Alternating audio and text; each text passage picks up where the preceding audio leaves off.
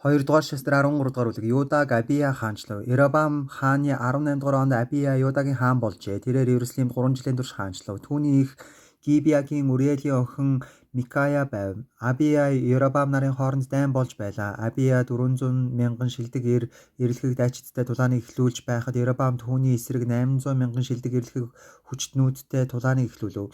Абия Эфраимын уулсын нэг болох Зимараим уулан дээр зогсоод Яробаам болон бүх Израиль намайг сонсохтун Израилийн бурхан эзэн Израилийг захирах эрхийг давсан гэрээгээр Давид болон түүний хүүгүүдэд мөнхөд өгснийг та нар мэдэхгүй гэж юу. Гэтэл Давидын хүү Соломоны зарц болох Небатийн хүү Яробаам эзнийхээ эсрэг босож тэрслэв. Түүн дээр хамгийн олиггүй үл бүтэх хүмүүс цугларцгаасан бөгөөд Соломоны хүү Рехобаамыг балчир туршлагагүй өөдөөс нь зогсож чадхааргүй байхад нь түүний эсрэг тэд хүчээ нэгтгэлээ. Та нар юу олуулаа бөгөөд өөрсдөд чинь бурхад болгон Яробаамын бүтээсэн алтан туглуудаа авчирсанд бол одоо Давидын хүүгүүдийн гарт байдаг эзний хаанчлалд хэсвэрлэн хэмээн бодож байна. Та нар эзний тахилч нар болох Аароны хүүгүүдийг болон Левичүүдийг хөөн зайлуулж өөр газрын ард түмнүүдийн адил өөрсдөө тахилчдыг томилсон босов. Өөрийгөө ариусгахаар нэг бухан бяруу 7 хуцтай ирэх хэн боловч бурхад бус юмсын тахилч болдог. Харин бидний хувьд эзэн бидний бурхан бөгөөд бид түүнийг түлхэн хаяагүй. Аароны хүүгүүд болон Левичүүд ажил албандаа эзэнд тахилчаар үйлчилж байна. Өглөө орой бүр тэд эзэнд шатаал тахил мөн сайхан үнэрт утлаг өргөдөг бөгөөд цэвэр ширээн дээр 50 талах тавьдаг бөгөөд алтан дэнлүүний суйрууд дэнлүүнийхээ хамт үдэш бүр асаахад бэлэн байдаг. Бид бурхан эзнийхээ хариуцлагыг сахидаг. Харин та нар түүнийг түлхэн хайсан билээ. Харагтун бурхан бидний тэргүүнд бидэнтэй хамт байгаа бөгөөд та нарын эсрэг түгшүүрийн дохио өгөхөөр түүний тахилчид ч дохионы бүрээтэйгээ энд байна. Оо Израилийн хүүгүүдээ эцэг өвгдийнхөө бурхан эзний эсрэг бүү дайтагтун та нар амжилтанд хүрэхгүй шүү дээ гэв. Харин Яробаам тэдний араас нь орж ирэхэд отолд явуулжээ. Ингээд Юдагийн урд талд Израиль ард талд нь отолд байв. Юдачууд эргэх үедээ харагтун урдаасаа араасаа зэрэг довтлуулжээ. Иймээс Юдачууд эзэнт хашгиран дахилч нар бүрээгээ хөнгөнүүлэн үлээв. Тэгээд Юдагийн ирчүүд уухай хадав. Тэднийг уухай хадаамагц бурхан Яробаам ба бүх Израиль хүнийг Абиягийн болон Юдачуудын өмнө бут зогчээ. Израилийн хүүгүүд Юдагаас зүгтсэн бөгөөд бурхан тэднийг Юдачуудын гарт өгөв. Абия болон түүний хүмүүс тэднийг өвөө олноор хядан устгаж Израилийн 500 мянган шилдэг эрс үхэж өргөдөв. Тэр үед Израилийн хүүгүүд ялагдсан бөгөөд Юдагийн хүүгүүд эцэг өвгдийнхөө бурхан эзэнд түшгэлсэн учраас давуу хүчтэй байжээ. Абия Яробаамыг нэхэн хөөж түүнээс зарим хотууд болох Бетелийг гацаануудынх нь хамт, Ишана гацаануудынх нь хамт болон Ефроны гацаануудынх нь хамт булан ав. Абиягийн өдрүүдэд Яробаам хүчээ сэргээж чадсангүй. Эзэн түүнийг цогсонд тэрээр өгөв. Харин Абия хүчрхэгжв.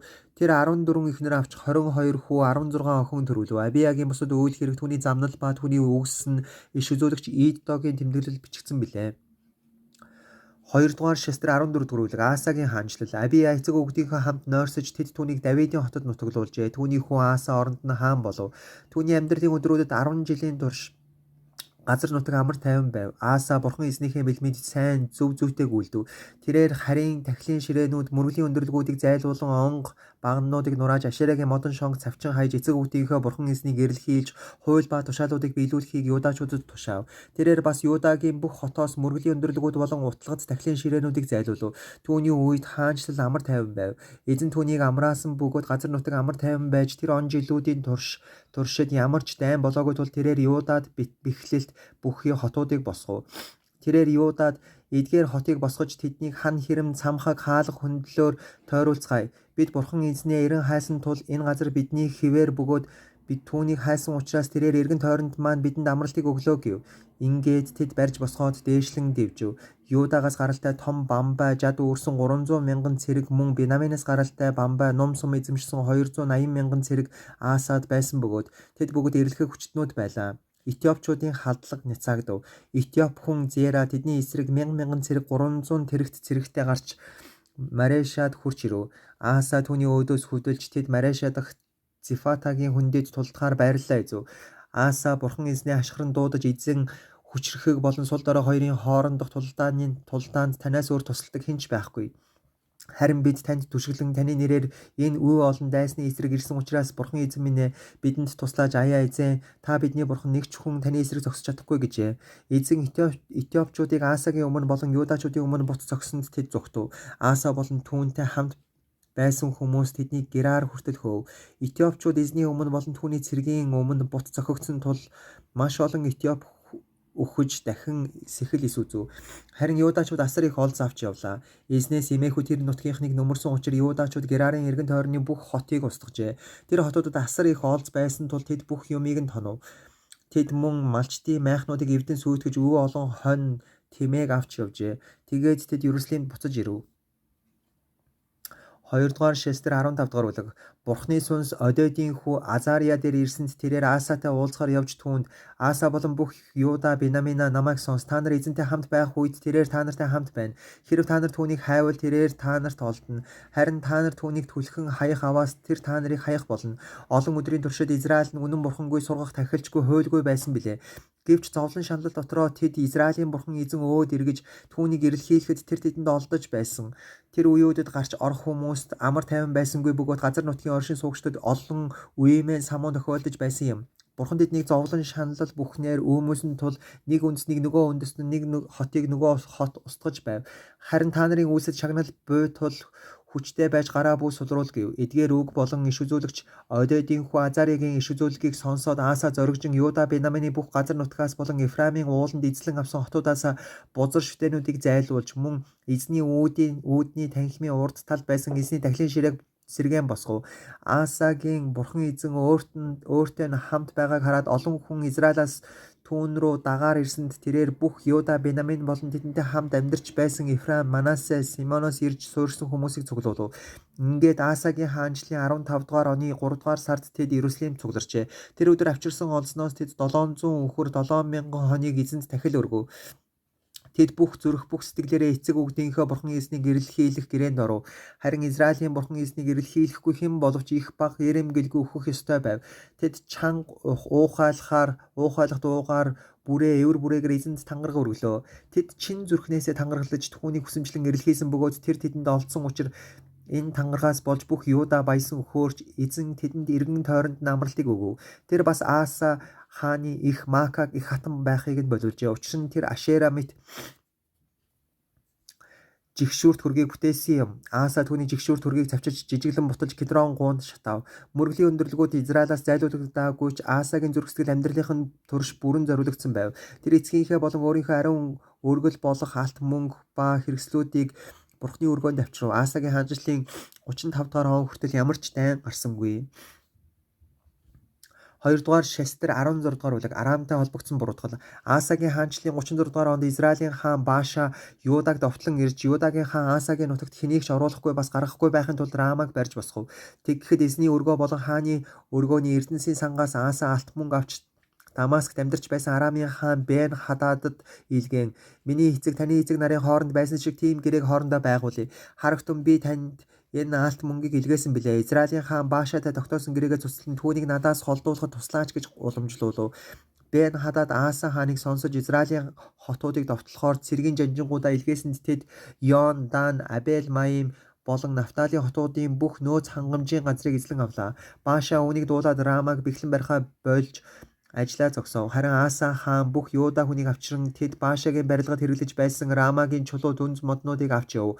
Аса хаан түүгээр Геба, Мицпаг босгов. Тэр үед үзмэрч Ханааны Юдагийн хаан Асаар ирж түүнд чи өөрийн бурхан эзэнд түшиглэлгүй Арамын хаанд түшиглсэн учраас Арамын хааны цэргүүд чиний гараас нэгэнд мултарчээ. Этиопчууд, Лубчууд асар олон тэрэг мордтой агуу их цэрэг байгаагүй гэж юу. Харин чи эзэнс түшгэлсэн учраас тэрээр тэднийг гарт чинь оруулсан юм. Өөрт нь бүрэн хандсан зүрхтэй хүмүүсийг хүчрхэгжүүлэх гэж эзний мэлмий дэлхийд даяар хэрэн хэсэж явдаг юм. Чи энэ удаа мунхаг үйл хийлээ. Тиймээс одооноос эхлэн чи ямагт дайн тулаантай байна гэж хэлв.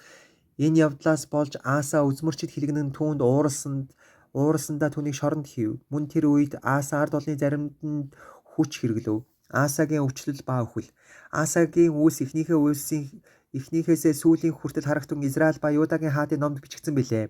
Хаан засгийнхаа 39-р онд Аса хөл өвчтэй болжээ. Түүний өвчин хүндэрсэн боловч өвчнөөч тэрээр эзнийг хайлгүй харин эмч нарт хандав.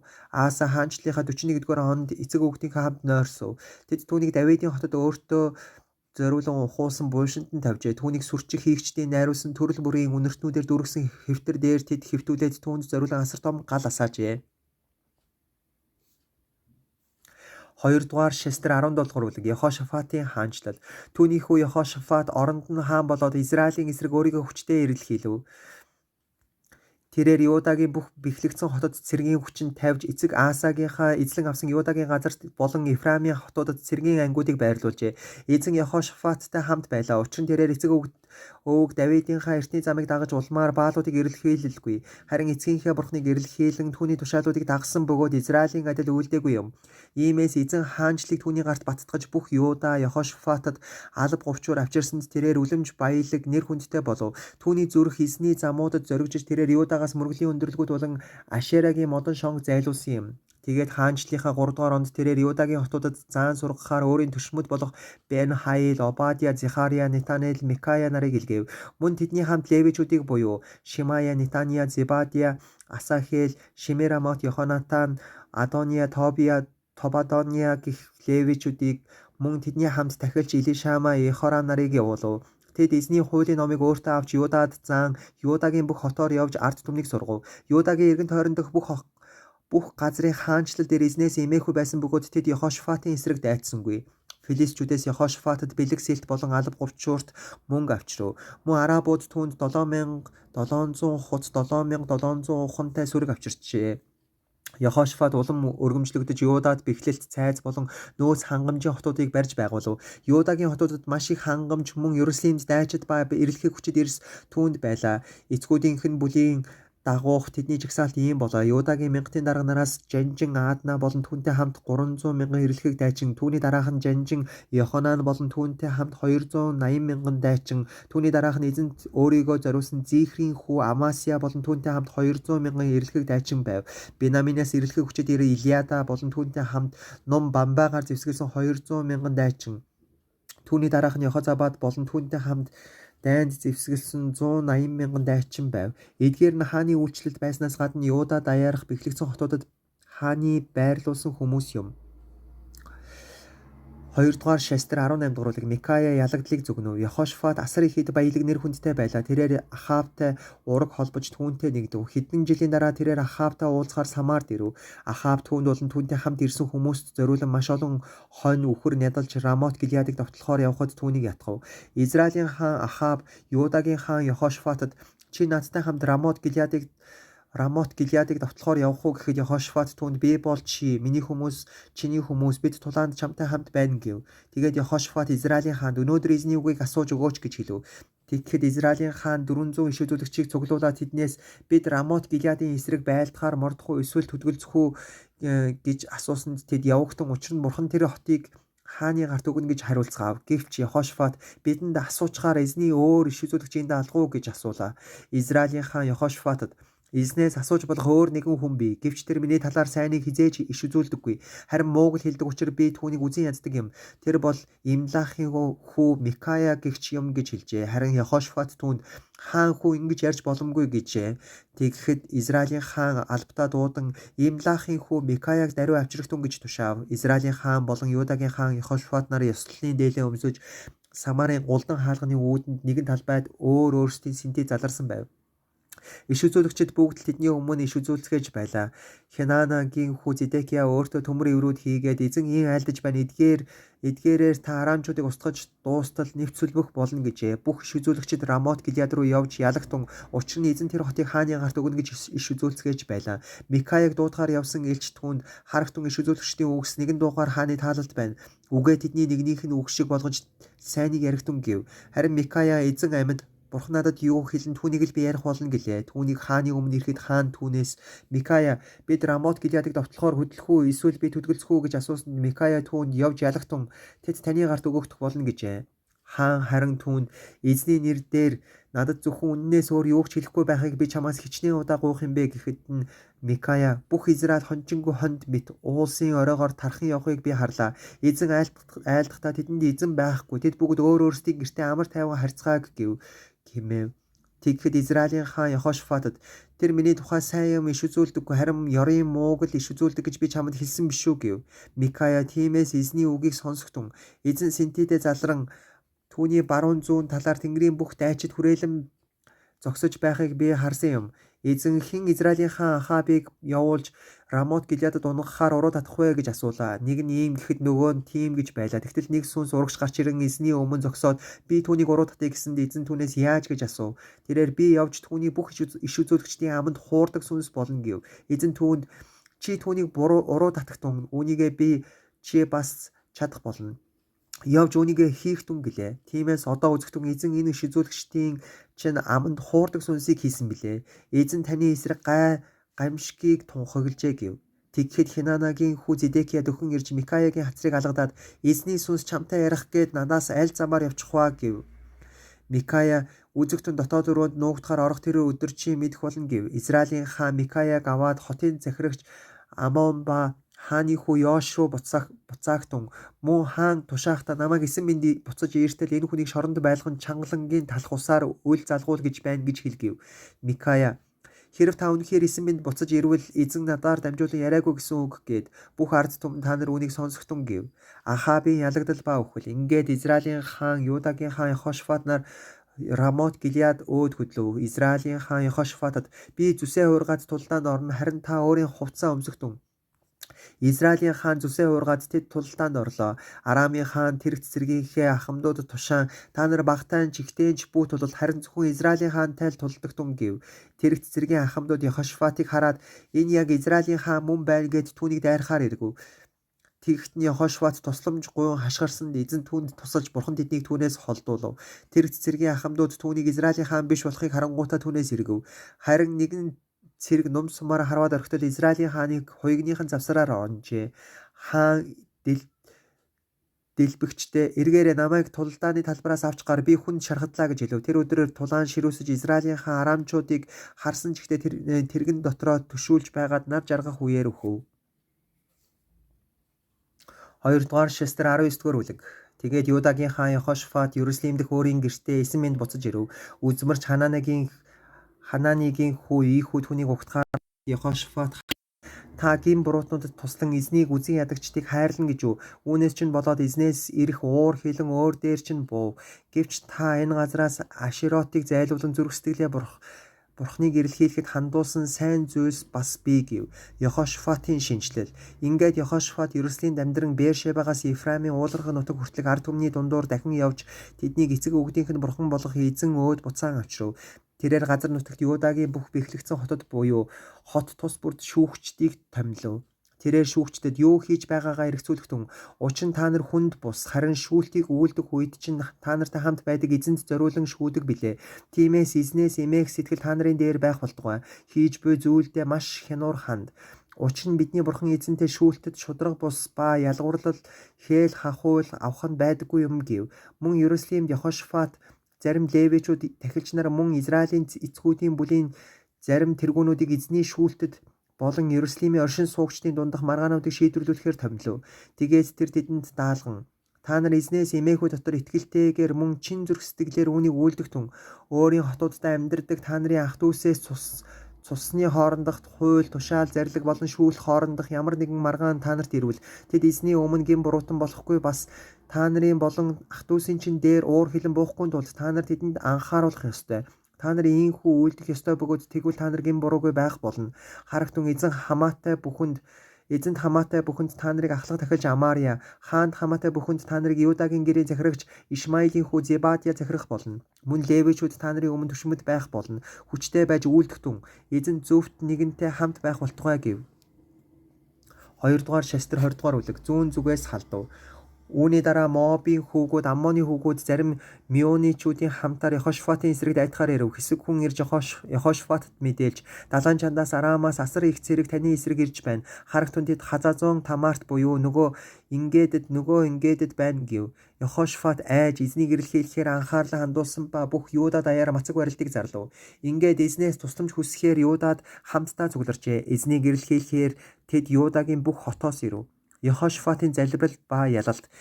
Тэгээд Йехошафат Юда болон Ерүслимийн чуулганы дунд эзний өргөөнд шинэ хашааны өмнө зогсоод залбирэн бидний эцэг өвгдийн бурхан эзээ та тэнгэр дэх бурхан босуу та үндэснүүдийн бүх хаанчлалыг захирагч биш гэж юу хүч чадал таны моторт байдаг тул таны эсрэг зогсож хэн ч үл чадна.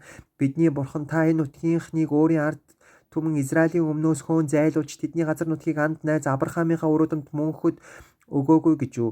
Тэд энд амьдарч таны нэрд зориулан танд энд ариун газрыг барьж хэлэхдээ бидний дээр илт шийтгэл тахал үлсгэлэн зэрэг гамшигт муу юмс буух аваас бид энэ өргөөний урд таны өмнө зогсоод учир нь таны нэр энэ өргөөнд байгаа. Зовлон шалал дундаас тань руу хашгирах аваас та сонсож биднийг аврах болно гэсэн билээ. Одоо харагтун Израильчуудыг Египтийн газраас гарах үед та Аммон, Моб болон Сээр уулын хүүгүүдийг устгахыг тэдэнд зөвшөөрөөгүй, харин Израильчууд тэднийг устгалгүй тэднээс тойрсон билээ.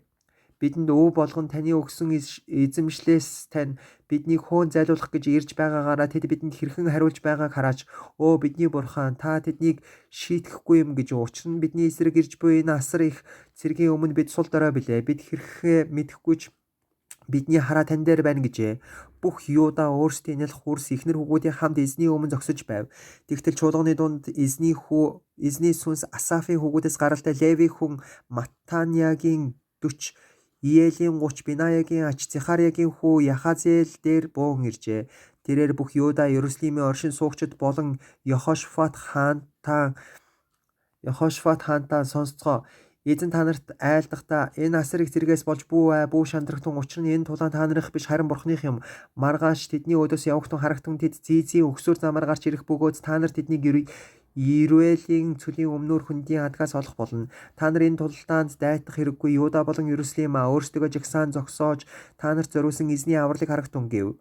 Бүү шандрахтун маргааш тэдний өөдөөс хөдөл эзэн та нартай хамт байна гэлээ. Тэгэхэд Йехошафат нүрээрээ газарт доош бүх Юуда хүн болон Ерүслимийн оршин суугчид эзэнт мөргөхөөр эзний өмнө унав. Кохатчуудын болон Корошуудын хүүгүүдээс гаралтай Левичүүд мөн чанга дуу хоолоогоор Израилийн бурхан эзнийг магтахаар зогслоо. Тэгэд өглөө эртлэн босоод Текогийн цөл рүү хөдлөв. Тэднийг хөдлөхөд Йехошафат босож Юуда болон Ерүслимийн оршин суугчдаа намайг сонсцгоо. Итгэл найдвараа бурхан эзэндээ өг. Тэгвэл та нар бат бих зогсох болно. Итгэл найдвараа түүний иш үзүүлэгчдэд өг. Тэгвэл амжилт олно гэв. Тэгээд тэрээр хүмүүстэй зөвлөлдөөд эзэнд дуулж ариун хувцас өмсөн түүнийг магтах хүмүүсийг томилжээ. Тэд эцэргүүдийн өмнө явж эзний инрэл хайр үрд мөнх түүнд талархал өргөе гэж дуулж байлаа. Тэднийг уухайлж магтаж эхлэмэгц Юудагийн эсрэг ирсэн Аммон, Моб болон Сээр уулын хүүгүүдийн эсрэг эзэн отолд тавьсанд тэд цохигдов.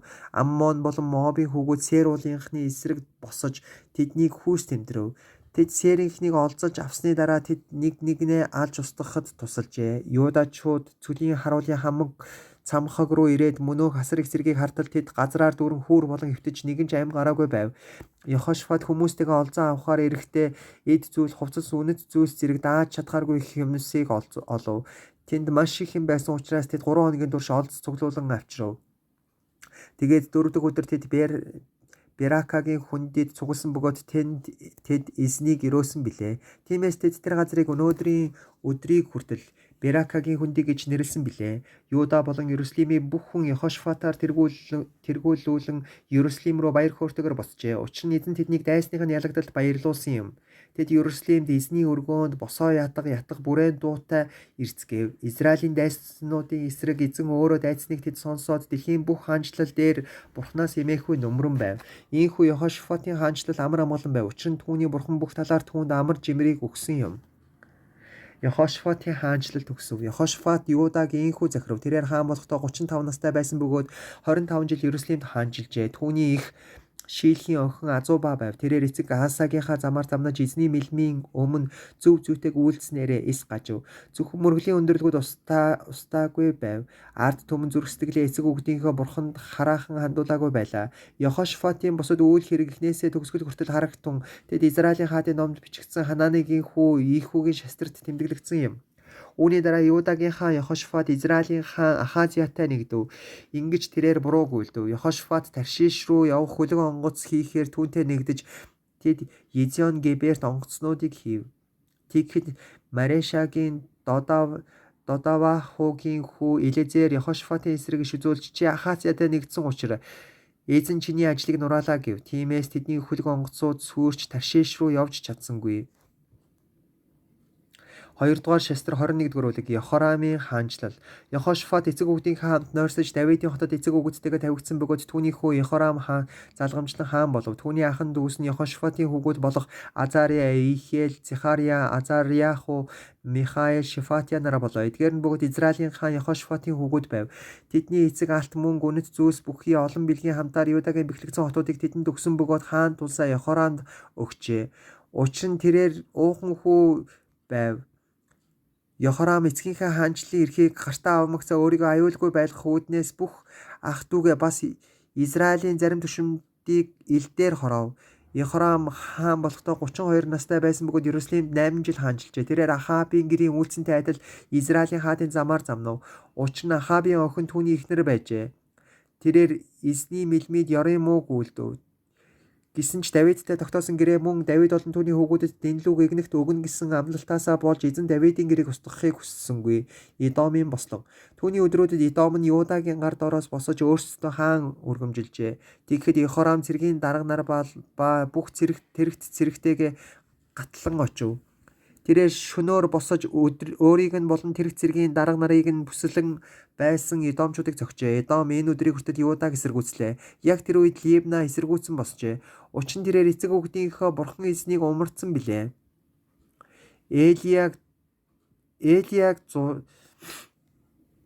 Элиягийн зурус. Үүнээс гадна тэрээр Юдагийн уус дээр мөргөлийн өндөрлгүүдийг босгон Иерусалимийн оршин суугчдыг завхааруулж Юдаг төөрүүлв.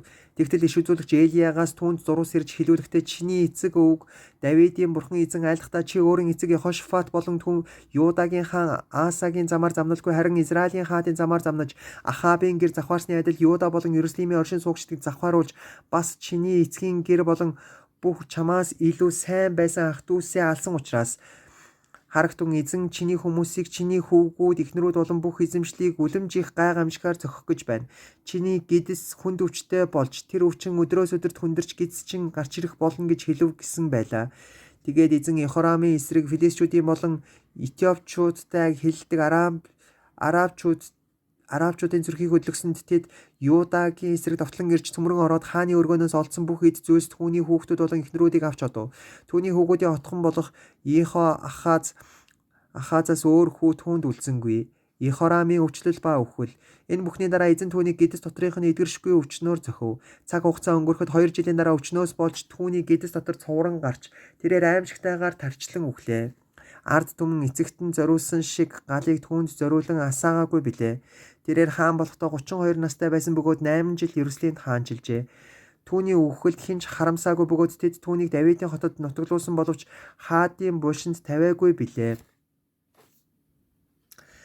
2-р Шестр 22-р бүлэг Ахазиягийн хаанчлал. Арабуудын хамт Хуарн руу дайран ирсэн дээрэмчдийн бүлэг түүний бүх ууган хүүгүүдийг алсан тул Иерусалимийн оршин суугчид түүний отхон хүү Ахазияг оронд нь хаанаар өргөмжлөв. Ингээд Йохорамын хүү Ахазия Юдагийн хаан болжээ. Ахазия хаан болохдоо 42 настай байсан бөгөөд Иерусалимд 1 жил хаанчлав. Түүний эхийг Омрийн ач охин Аталия гэдэг байв. Ахазия бас Ахабын гэрийн замаар замнасан юм. Учир нь түүний их түүнийг буруу мууг үйлдэхт нь зөвлөгч болж байв. Тэрээр Ахабын гэрийн адил эзний мэлмид ёрын мууг үйлдэв. Учир нь түүний эцгийн үхлээс хойш тэд түүнийг сүрэлт хүртэл зөвлөгч болж байлаа. Тэрээр тэдний зөвлөгөөг дагаж Израилийн хаан Ахабын хүү Йохорамын хамт Рамот Гилеадад Арамын хаан Хазаилийн эсрэг тулдахаар явжээ. Харин Арамчууд Йохорамыг шархтуулав. Тэгээд тэрээр Арамын хаан Хазаилтай Рамад тулдаж байхдаа олсон шархаа амжилуулахаар Израиль руу буцжээ. Ахабын хүү Йорам өвчтэй байсан тул Юдагийн хаан Йохорамын хүү Ахазия түүнтэй уулзахаар Израиль руу явжээ. Ахазиягийн сүрэл Йорам руу явснаар дамжуулан Бурханаас ирсэн юм. Учир нь тэр тэнд ирмэгцээ Йохорамын хамт Нимшин хүү Ийхүүгийн эсрэг хөдөлжээ. Ийхүүг харин Ахабын гэрийг тасдуулахаар эзэн тосолсон байв. Ахабын гэр дээр шийтгэлийг гүйцэтгүүлэх үедээ Ийхүү бээр Юдагийн түшмэд болон Ахазиад үйлчдэг Ахазиягийн ах дүүсийн хүүгүүдтэй таарлаж тэднийг хоров. Тэр мөн Ахазияг хайж түүнийг самаар нуугдаж байхад нь барьж аваад Ийхүүд авчран алав. Тэд тэр хүн эзнийг бүх зүрх сэтгэлээрээ эрэлхийлж байсан Йехошафатын хүү юм гисгээгээд оршуулжээ.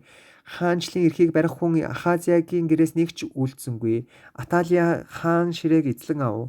Хүүгээ өгснийг Ахазиягийн их Аталия хараад босож Юдагийн гэрийн хааны удмын бүх хүүгүүдийг устгав.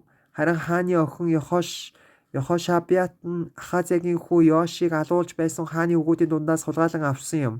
Тэрээр хүүг асрагчтай хамт унтлахын өрөөндөө байлгав. Ийхүү Йехорам хааны охин дахилж Йехоядагийн эхнэр Йехошафат